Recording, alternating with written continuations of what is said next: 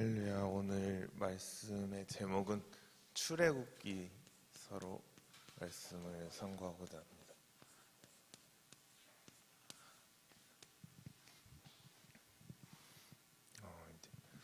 하나님께서는 이제 구약 시대에 이스라엘이라는 민족을 택하셔서 하나님의 구속사를 이루어 가셨습니다. 그렇게 선택받은 이스라엘 사람들은 성경은 가르쳐 하나님의 자녀라고 말하고 있습니다. 그러나 육신의 자녀들과 마찬가지로 이스라엘 백성들은 하나님의 그 속을 버럭버럭 썩였기 때문에 하나님께서는 이스라엘을 애굽의 왕 바로의 밑으로 집어넣으셨습니다. 그리하여 이스라엘 사람들은 애굽에서 그 종의 생활을 430년 동안이나 겪게 되어버렸습니다. 그렇게 시간이 지나고 난 뒤에 하나님께서는 모세를 통하여서 이스라엘을 다시 애굽에서 꺼내어 주시기 위하여 모세를 불렀습니다. 오늘 말씀드릴 그 주제는 이스라엘이 출애굽을 하는 그 과정들을 말씀드리고자 합니다. 첫 번째로 애굽이 있습니다.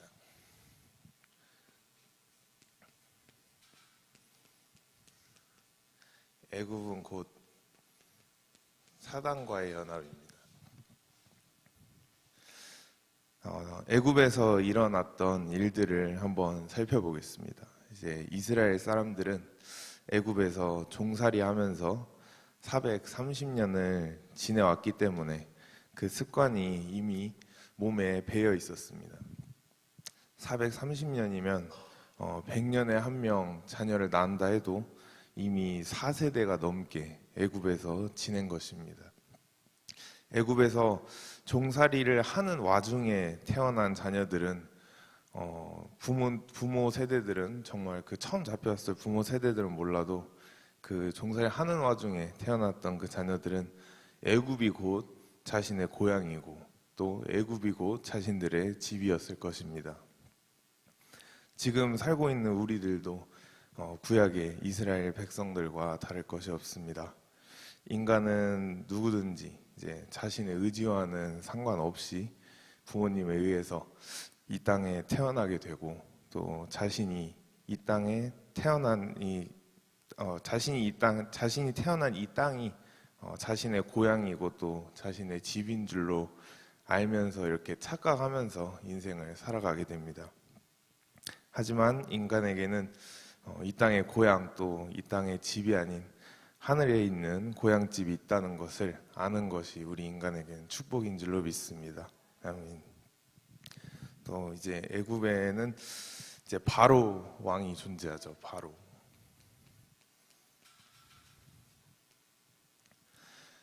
그렇게 애굽 왕 이 바로는 이스라엘 백성들을 100% 컨트롤하고 또 여러 이제 굳은 힘든 일들을 시켜가며 애굽이라는 이 나라를 통치해 나가고 있었습니다. 이때 하나님께서 가시떨기 나무에서 모세를 부르시고 또 모세에게 이스라엘 백성들을 출애굽시키라는 명령을 하시게 됩니다. 바로의 통치 밑에 있는 이스라엘 백성들은 자신들 사이에서 자신이 아무리 일을 잘하고 또 아무리 똑똑할지라도 그 신분은 바로의 종에서 절대로 벗어나지 못합니다. 자신의 노력으로 신분을 벗어날 수 없는 것입니다. 다른 사람들보다 돌을 옮기는 작업을 예를 들자면 다른 사람들보다 힘이 좀 더 세가지고 돌을 좀 몇 개를 한 번에 더 나를 수 있다 해도 또 다른 사람들보다 조금 더 지혜가 있어서 일을 조금 더 효율적으로 아무리 잘한다고 해도 왕의 눈, 바로의 눈에는 거기서 거기인 것입니다. 종은 종인 것입니다. 이와 같이 우리 인간은 태어날 때부터 원죄로 인하여 마귀에게 속하여 태어나게 되어 있습니다. 바로는 곧 마귀를 뜻하고 있습니다. 이제 갓 태어난 아기가 아직 아무 죄를 짓지 않았더라도 그 아기는 마귀에게 컨트롤 당할 수밖에 없는 존재입니다.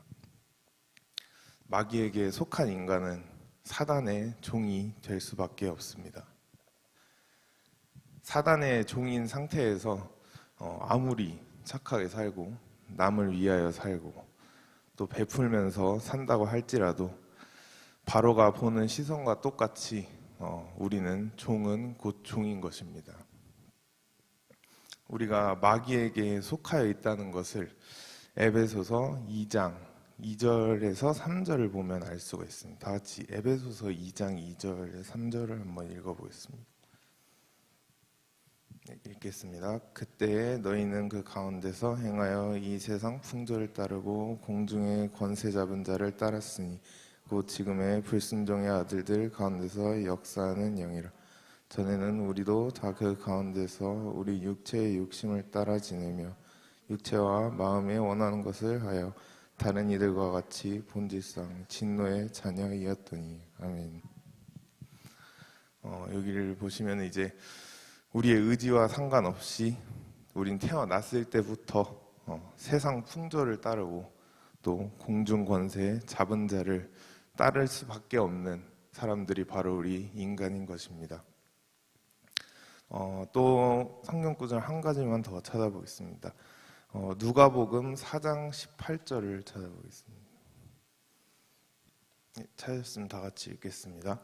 주의 성령이 내게 임하셨으니 이는 가난한 자에게 복음을 전하게 하시려고 내게 기름을 부으시고 나를 보내사 포로된 자에게 자유를 눈먼 자에게 다시 보게 함을 전파하며 눌린 자를 자유롭게 하고.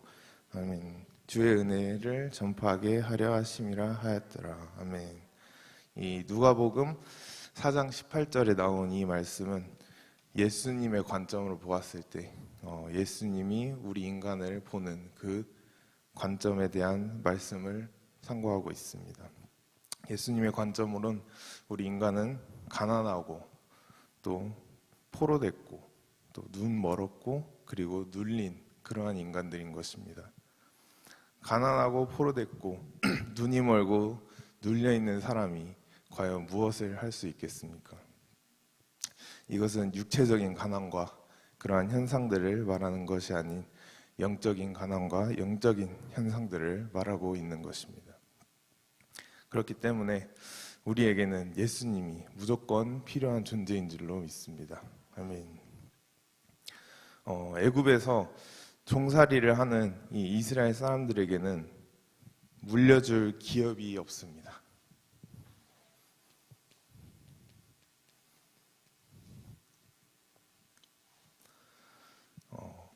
아무리 그 종살이를 하면서 애굽에서 아무리 열심히 생활하고 또 뭐 받은 거로 뭐 저축하고 그렇게 지낼지라도 그 이스라엘 종들이 그 벌어놓은 그 뭐 얼마 안 되는 그 지분도 100% 누구의 것입니까? 바로의 것입니다. 바로가 달라고 하면 그 어느 이스라엘 백성도 절대로 반항하지 못하고 전부 다 내어줄 수밖에 없습니다. 이와 같이 마귀에게 속하여 태어난 우리 인간에게는 천국에 그러한 기업이 없는 것입니다. 아무리 이 땅에서 열심히 살고 많은 것을 이루었을지라도 죽을 때는 단돈 1,000원도 가지고 못 가게 됩니다. 그렇기 때문에 이 세상에는 소망이 없는 것입니다. 하지만 소망이 없는 이 세상을 위하여 인간들은 가진 노력들을 다 해가면서 살아가는 것을 우리는 볼 수가 있습니다. 이제 하나님께서는 이스라엘 백성들을 출애굽을 시키시기 위하여 모세를 세우셔서 이제 그 모세를 바로왕 앞에 세우시게 됩니다. 그 당시에는 하나님이 세우신 모세 외에는 이스라엘 백성들을 뭐 대변을 한다든지 아니면 바로 앞에 설 사람이 단 한 명도 없었습니다. 왜냐하면 바로는 애굽의 왕이었기 때문입니다. 이와 같이 하나님께서 마귀에게 붙잡혀 또 사단의 종살이를 하는 인간들을 위하여 예수 그리스도를 이 땅에 보내주셨습니다.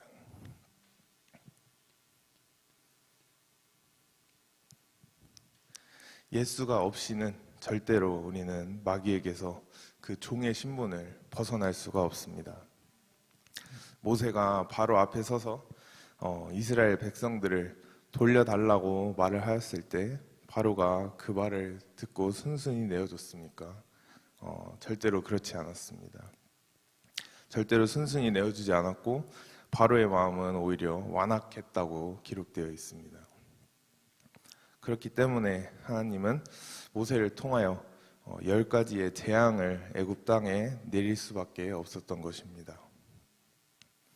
10가지 재앙들도 보면 바로가 처음 몇 가지 막 재앙을 맞았다고 해서 이스라엘 백성들을 바로 내어주지 않았습니다.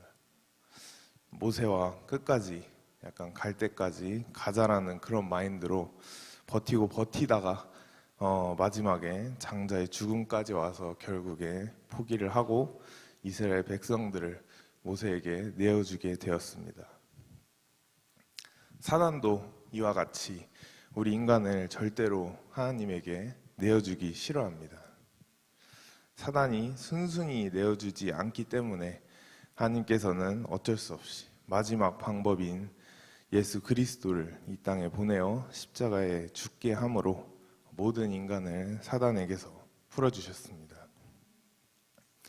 하나님께서는 예수님을 통해 우리를 부르시게 됩니다. 예수님을 진정으로 믿는 것은 사단의 종에서 이젠 사단과의 분리를 할 수 있게 되는 것입니다.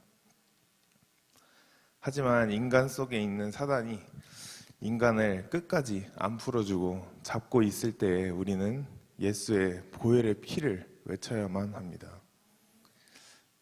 전도를 해서 이제 교회를 나온다고 약속했는데 갑자기 막 교회 나오기 전에 아니면 막 그날 아침에 못 간다고 막 연락 오거나 일이 생겼다, 막 가족 일이 생겼다 이러한 연락으로 약속된 거 이제 파기하고 막 안 나오는 그러한 새신자들을 자주 볼 수가 있습니다. 바로도 항복하고 이스라엘 백성들을 결국 모세에게 넘겨줬음에도 불구하고 성경을 보면 다시 자신의 그 남아있는 군대로 그 이스라엘을 뒤를 쫓게 하는 그러한 장면이 바로 이와 같은 것입니다. 이처럼 한 사람을 전도한다는 것은 절대로 쉬운 일이 아닌 것 같습니다. 이스라엘 백성들은 애굽에서 나올 때 유월절을 겪으면서 나오게 됩니다. 유월절 때에 이제 문설주에 피를 바른 집들은 그날에 죽음을 면할 수가 있었습니다. 찬송가 중에서도 이제 예수님 보혈의 피가 들어간 이러한 찬송이 특히 이렇게 마귀와 사단을 대적하는 데에는 제일 효과가 있는 줄로 믿습니다. 그렇기 때문에 정광훈 목사님도 매번 좀 강조를 하시고 이렇게 말씀하시지만은 특히 요즘 청년들 세대는 이제 옛날에 약간 어르신들이 이렇게 어른 세대들이 불러왔던 이런 찬송가나 이런 복음성가들을 약간 좀 모르는 경우도 많고 어떻게 보면 알아도 좀 잘 안 부르는 경우도 많은 것 같은데 CCM 뭐 이런 최신 뭐 이런 찬양들도 다 좋지만 기본적으로 바탕에 이렇게 보혈의 피가 들어간 그 찬송가를 항상 우리 마음속에 가지고 있고 또 언제든 부를 수 있는 그러한 우리 신앙을 가져야만 합니다. 그렇게 이스라엘 백성들은 모세를 따라서 나왔지만 그 앞에 이제 뭐가 기다리고 있습니까? 홍해라는 거대한 장애물이 딱 버티고 서 있었습니다. 지금 뒤에는 바로의 군대가 말 타고 쫓아오고 있고 또 앞은 엄청난 홍해 바다이고 이제 양쪽으로 이제 당할 일만 남은 딱 그러한 상황이었습니다. 그때 모세는 하나님의 말씀대로 지팡이를 들었고 또 지팡이를 들자 앞에 있던 홍해가 양옆으로 갈라지게 되었습니다. 이스라엘 백성들은 갈라진 홍해를 이제 수영해서 간 게 아닌 두 발로 걸어서 건너갈 수가 있었습니다. 이스라엘 사람들은 홍해를 건넌 것으로 끝났지만 이 홍해에는 깊은 영적인 의미가 담겨 있습니다. 이제 홍해를 건넜다는 것은 세례를 받았다는 것과 같은 뜻을 하고 있습니다.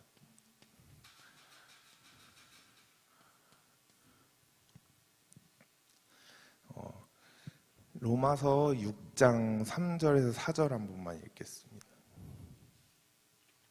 찾으셨으면 다 같이 읽겠습니다. 무릇 그리스도 예수와 합하여 세례를 받은 우리는 그의 죽으심과 합하여 세례를 받은 줄로 알지 못하느냐.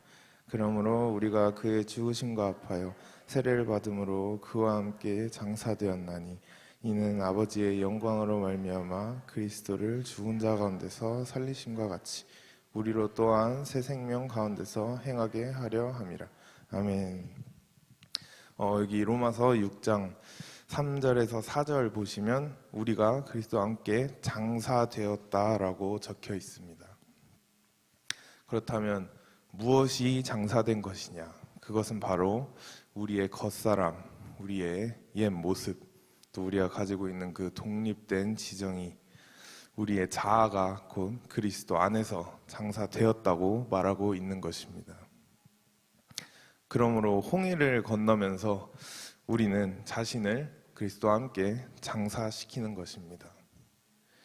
그렇게 될 때에 우리에게는 이제 구름 기둥과 불 기둥이 나타나 이스라엘 사람들을 인도했던 것처럼 우리에게도 구름 기둥과 불 기둥이 나타나 우리의 신앙을 인도를 해주게 됩니다.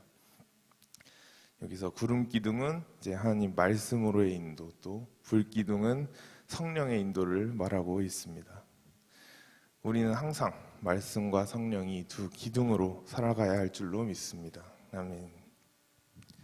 두 번째 이제 홍해를 건넜으니까 이제 드디어 가나안이 아닌 광야를 맞이하게 됩니다.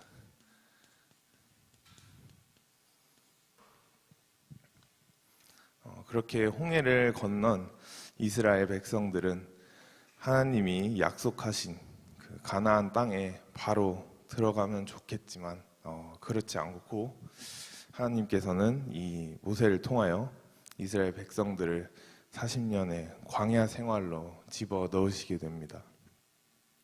그 이유는 이스라엘을 연단하고 또 이스라엘을 시험하기 위함이었습니다. 오늘 본문 말씀에 나온 것처럼 하나님이 예비하신 것은 이제 사람에게 있어서 보지도 못하고 또 듣지도 못하고 생각하지도 못한 것으로 하나님께서는 인도를 하시기 때문에 사람은 절대로 알 수가 없고 오직 성령님만이 그것을 아시고 계십니다. 하지만 이것을 모르는 이스라엘 사람들은 이제 모세는 분명히 나올 때 약속의 땅으로 인도한다고 했는데 약속의 땅으로 인도한다고 해놓고 이제 광야 생활만 뺑뺑 돌리고 있는 그러한 모세에게 이제 모세와 더불어 하나님에게 이스라엘 백성들은 온갖 불평 불만을 다 쏟아내기 시작합니다. 이것은 우리의 신앙 생활도 마찬가지입니다. 신앙 생활을 한다고 해서 그 사람의 인생이 막 갑자기 달라지고 잘 풀리고 막 관계들이 갑자기 다 회복되고 뭐 돈을 갑자기 잘 벌고 이런 일이 절대로 있을 수가 없습니다. 오히려 신앙생활을 이제 막 했는데 그 사람이 막 돈을 잘 벌고 잘 나가게 된다면 그것은 그 사람을 오히려 패망의 길로 인도하는 것과 같습니다. 예를 들어 신앙생활한 지 이제 1년 차인데 이제 작년에 예수를 믿고 신앙생활 시작했는데 그 사람이 돈을 몇십억을 벌었다고 하면 과연 그 사람이 앞으로 교회를 나올까요? 제 생각에는 절대로 안 나올 것 같습니다. 신앙생활을 시작했다고 하면 하나님께서는 그 사람에게 연단과 시험의 과정을 무조건 거치게 하십니다. 다만 그 과정의 기간이, 그 길이가 또 그 강도가 각자 다 다를 뿐입니다. 구약에서만 보아도 이 시험의 과정을 제일 짧고 또 굵게 통과한 사람이 바로 이삭이었습니다. 아버지 아브라함이 제사 드리러 가자고 했을 때 이삭은 자신이 죽는 줄도 모르고 따라갔지만 그래도 아버지의 말에 순종하여서 자신의 지정의를 바치고 또 제단 위에 딱 한 번 눈 감고 누운 것으로 이삭은 다른 인물들에 비하여서는 물론 이삭도 작고 뭐 조금 작은 그런 고난들은 있었지만 다른 인물들에 비하여서는 비록 남은 인생에 큰 고난은 없었습니다. 모세는 그 똑같은 연단이 이제 미디안 광야에서 40년이 걸린 것입니다. 이와 같이 하나님께서는 사람을 쓰시기 전에 무조건 이 연단의 기관을 통과를 시키십니다. 이스라엘은 이 광야 생활을 하는 동안에 모세에게서 성막 짓는 법을 배우고 또 제사 드리는 법을 배우고 그리고 또 모세의 시내산에서 받은 그 십계명과 율법을 이제 받게 됩니다. 이것들이 전부 이스라엘을 연단하는 이 하나님의 과정인 것입니다. 이와 같이 하나님께서는 우리의 광야의 기간 동안에 이제 우리를 시험을 하시게 됩니다. 이 애가 과연 저 홍해를 건널 때 홍해에서 자신의 그 옛사람 또 자신의 겉사람 자기의 이 지정의를 제대로 그리스도와 장사시키고 온 것이 맞는지 아닌지 하나님께서 여러 가지의 방법들로 우리 인간을 시험을 해보십니다. 주변에 있는 환경을 통해서 또 주변에 있는 사람들을 통해서 아니면 물질을 통해서 어쩔 때는 건강을 쳐서까지 이런 것들의 시험 제목들로 이제 우리가 정말로 낮아졌는지 우리의 그 옛 겉사람을 제대로 처리를 했는지 우리를 이렇게 쿡 찔러 보십니다. 하나님께서 이렇게 쿡 찌르실 때 이제 우리 입에서는 아멘이라는 고백이 나오면 우리는 이 시험에 통과하는 것이고 하나님이 쿡 찔르셨을 때 우리가 이제 아따가 하면서 이제 약간 덤벼라는 약간 이런 제스처를 취한다면은 다시 광야 체험 리셋입니다. 하나님께서는 다시 처음 순간으로 다시 되돌리는 줄로 믿습니다. 살면서 시험이 왔을 때 무조건 입에서 아멘을 하시는 습관을 들이시길 축복합니다. 아멘. 저 또한 이 시험 제목들을 적어도 한 번씩은 다 겪어본 것 같습니다. 미국에서 살면서 혼자 살면서 약간 여러 가지 환경과 또 한 두 번 정도 건강으로 이제 하나님이 저를 치셨던 적도 몇 번 있었지만 솔직히 제가 제일 힘들었던 거는 뭐 지금도 솔직히 안 힘들다고 말할 수는 없는 것 같습니다. 제일 힘들었던 것은 결국은 이 사람과의 시험이었습니다. 김영하 목사님께서도 이제 설교하실 때 계속 말씀하시는 것처럼 사람과의 관계가 정말 쉽지가 않습니다. 저는 이제 개인적으로 군대 생활을 하면서 이 사람과의 시험을 하나님께서 주신 시험을 제일 크게 겪었던 기억이 있습니다. 신기하게도 이제 군대에 입대하고 훈련소에 딱 들어가니까 저는 솔직히 입대할 때 마음도 미국에서 자라왔기 때문에 한국에 친구가 그렇게 많지는 않아서 이제 교회 친구 외에는 그렇게 많지는 않기 때문에 아나도 이제 군대에서 이제 좀 제대로 된 친구를 이렇게 몇 명 사귀어서 나와 보자라는 뭔가 자신만의 그런 목표와 그런 포부를 가지고 딱 훈련소를 들어갔는데 그래도 전반적으로 다 괜찮은 친구들이랑 지냈습니다. 훈련소가 한 달 넘게 좀 6주 정도 했었는데 이제 딱 괜찮은 친구들이다 했는데 이제 친구들이 한 명 한 명씩 그 처음에 이제 생활관으로 6주 동안 지내 그 동기들이 막 들어오는데 이제 괜찮은 것 같아요. 얼굴만 봤을 때는 그냥 이제 잘 지낼만 하겠다 이러면서 누구랑 친하게 지내야 되지 하면서 얼굴을 다 이렇게 스캔하고 있는데 다 정신적인 연령이 솔직히 말하면 거의 에스더보다도 낮은 그러한 친구가 있었어요. 생활관 동기 친구들 중에 그게 어느 수준이냐 막 거의 무슨 마마보이 저리 가라 할 정도로 좀만 힘들면 이르는 거예요. 막 가가지고 간부들한테 이러고 막 애들이 이렇게 한다, 애들이 저렇게 한다. 꼭 무슨 초등학생 마냥 막 이러고 있고 뭐 조금이라도 잘못하면 막 이러고 그래서 눈치 없이 행동하는 건 기본이고 그래서 이 친구 때문에 우리 같이 생활하는 동기들 10명이 정말 단체로 불려가서 뺑뺑이도 정말 많이 돌았고, 예, 운동장에서 뺑뺑이 정말 많이 돌았고, 그냥 이유 없이 선임들한테 가서 혼나요. 동기 관리 안 하냐고. 근데 저희는 걔를 관리할 상황이 아닌데도 동기 관리 안 하냐고 괜히 혼을 내요. 동기들 다 같이 혼나는 연대 책임이라 해가지고 군대는 다 이렇게 연대로 움직이니까 이렇게 소속감을 가지게 하기 위해서 한 명이 잘못해도 전체가 다 혼나요. 근데 걔 때문에 우리 9명은 엄청 생활을 잘하는데도 걔 하나 때문에 엄청 많이 불려갔던 그런 기억이 있습니다. 근데 솔직히 훈련소 때도 그렇고 자대 때도 그렇고 속으로만, 물론 겉으로는 안 했어요. 겉으로는 안 했지만 속으로는 정말 이 두 친구들을 정말 욕 많이 하고 진짜 왜 나는 이렇게, 그래도 다행인 건, 감사한 거는 그 와중에 그래도 제 마음에 맞는 친구 한 2명 정도를 만나긴 했어요. 만나긴 했는데, 근데 제가 앞서 말했던 이 훈련소와 자대 이 친구들을 겪으면서 그때는 진짜 솔직히 마음에 욕하는 것 뿐이 없었어요. 걔네를 위한 마음 하나도 없고 욕하는 것 뿐이 없었는데, 지금 지나고 생각을 해보면 그것 또한 하나님께서 이 뭔가 사람에 대한 그 연단과 시험을 저에게 주신 것이라고 저는 그렇게 느낄 수밖에 없습니다. 왜냐면 훈련소랑 자대에 둘 다 그런 애가 있을 수가 없거든요. 그 많은 군인들 중에 사람들과의 관계를 그때 크게 한번 다뤘던 그 기억이 있습니다.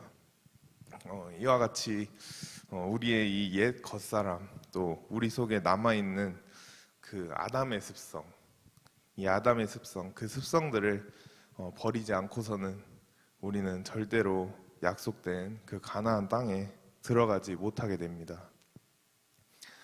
시험 기간이, 이 광야의 시험 기간이 하루라도 빨리 끝나야 이 힘든 시간을 이제 우리는 그만 졸업하고, 또 하루라도 빨리 이 약속된 땅 가나안 땅에 들어가서 누리면서 살 수가 있을 텐데, 이게 말처럼 그렇게 쉽게 되진 않지만 쉽게 되지는 않는다는 것을 이제 여러분들 또한 제가 말씀 안 드려도 다 아실 것이라고 생각이 듭니다. 하지만 쉽지 않은 것은 알지만 그래도 광야 생활에 있으면서는 절대로 이 하나님의 축복을 누릴 수도 없고 인생을 잘 살 수가 없습니다. 그렇기 때문에 우리는 하루빨리 광야에서 이 시험을 통과해서 약속의 땅으로 들어가야만 하는 것입니다. 시험을 통과한 사람에게는 이제 약속된 이 가나안 땅으로 들어가는 마지막 관문인 요단강이 기다리고 있습니다.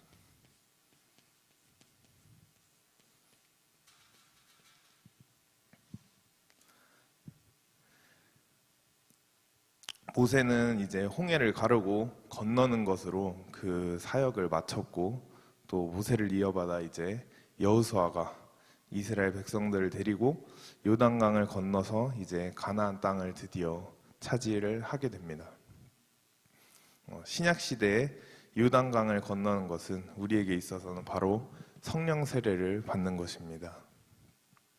앞선 홍해는 물 세례였다고 하면은 요단강은 곧 성령 세례인 것입니다. 요단강을 건너야만이 그 건너편에 있는 가나안 땅을 밟을 수 있는 것처럼 성령 세례를 받아야만이 진정한 예수님과의 연합을 우리는 할 수가 있게 됩니다.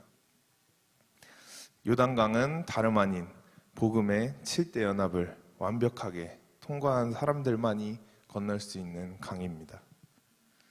하지만 정말 많은 수의 기독교인들이 광야 생활을 겪으면서 또 하나님께 여기서 한번 터지고 또 저기서 한번 터지고 이제 겨우겨우 이렇게 해서 요단강 앞까지는 왔는데 요단강 앞을 못 건너고 인생을 끝내는 사람들이 너무나도 많습니다. 여태 여기저기 얻어 터진 것들이 아까워서라도 요단강을 건너야만 하는데, 그러지 못하고 인생을 끝낸다면 이 땅에서는 하나도 누리지는 못하고 그냥 천국만 가게 되는 것입니다. 이 말씀을 듣는 여러분들은 광야 생활도 또 이삭과 같이 짧게, 그리고 요단강도 여호수아처럼 담대하게 한 방에 건너시기를 축복합니다. 아멘. 이제 마지막 가나안이 드디어 나옵니다.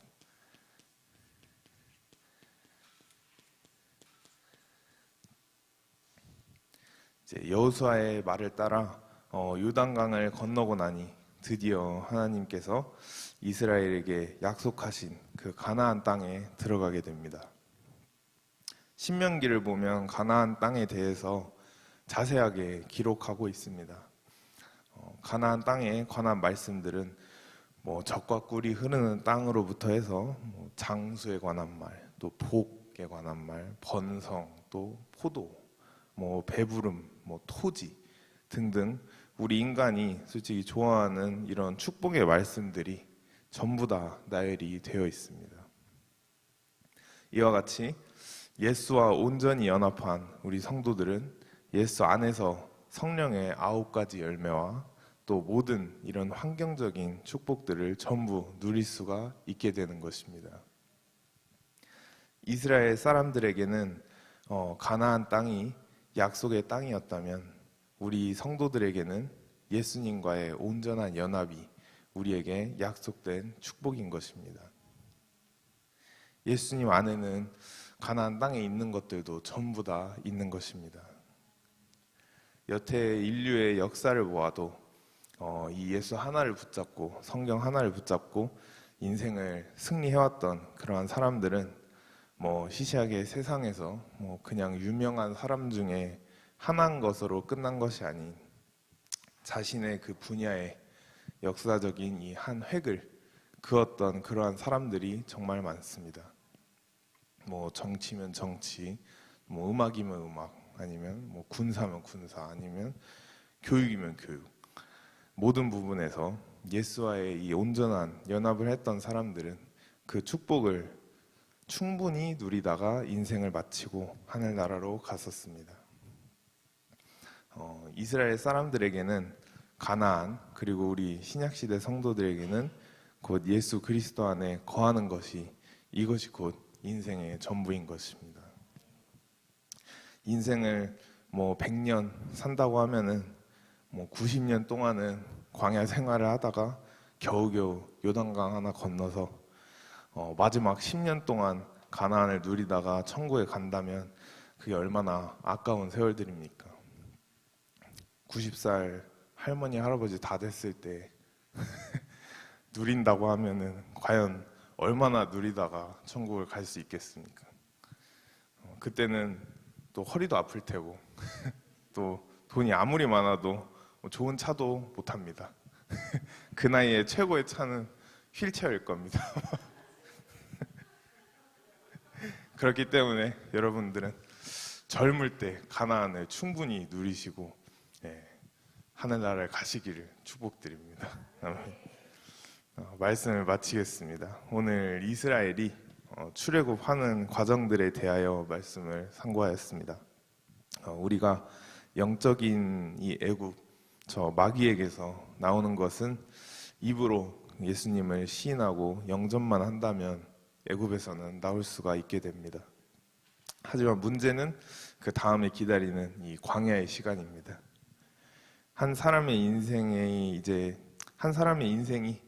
역사의 한 획을 긋는 인생이냐, 아니면 그냥 평범한 회사 다니는 월급쟁이 인생이냐, 그걸 판단하는 것은 그 사람이 이 광야의 시간을 얼마나 짧고 굵게 통과하느냐에 따라 달려 있다고 해도 저는 과언이 아니라고 생각합니다. 오늘 저와 여러분들은 광야의 시간을 하루라도 더 단축하여서 요단강을 건너고 성령세를 받고 또 예수님과의 연합을 통해 남은 인생 살아가면서 가나안의 축복을 누리시기를 축복합니다. 아멘.